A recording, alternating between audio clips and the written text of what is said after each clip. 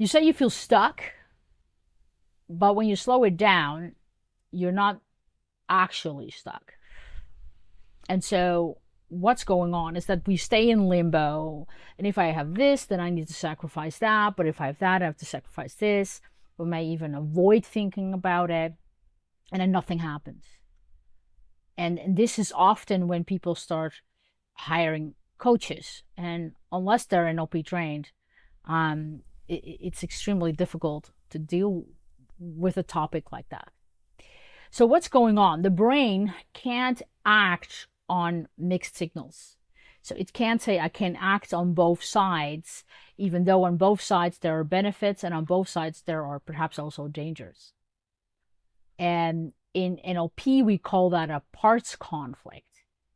And for when people take my training, have taken my training in the last 20 years or so in beautiful places like here on Bali, or I'm a couple times a year in Portugal and Mexico and US and Amsterdam, is that they learn how to integrate that on a deep unconscious level.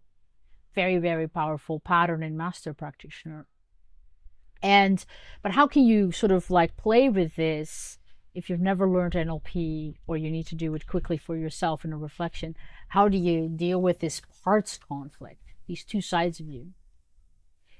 I would explore it on the specificity side, just sort of like being able to see, hear, and feel what's going on here. So what specifically is going on in choice A? What specifically do I want?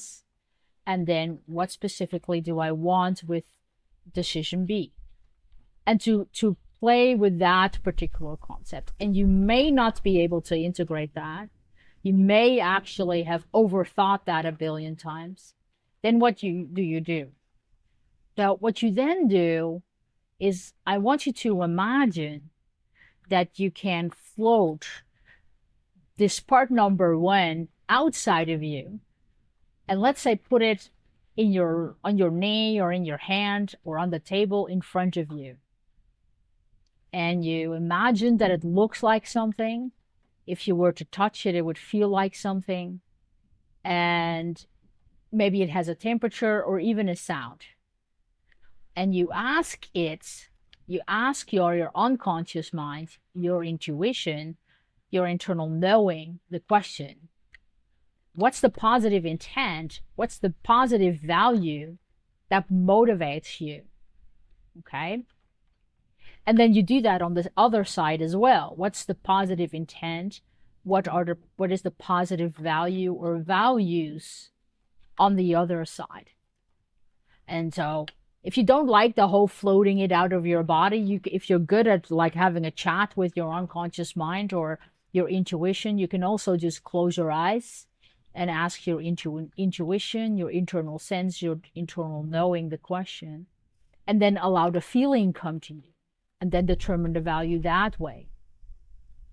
And you can meditate on it. There are so many amazing modalities out there. And though the choice in the real world of specificity, it's one or the other choice, if you understand the values that motivate both these sides, it becomes much easier to say, okay, what choice do I make here in order to get all of these values, all of these positive intents met in some way? And then navigate that from there, either for yourself or if you're a coach for others.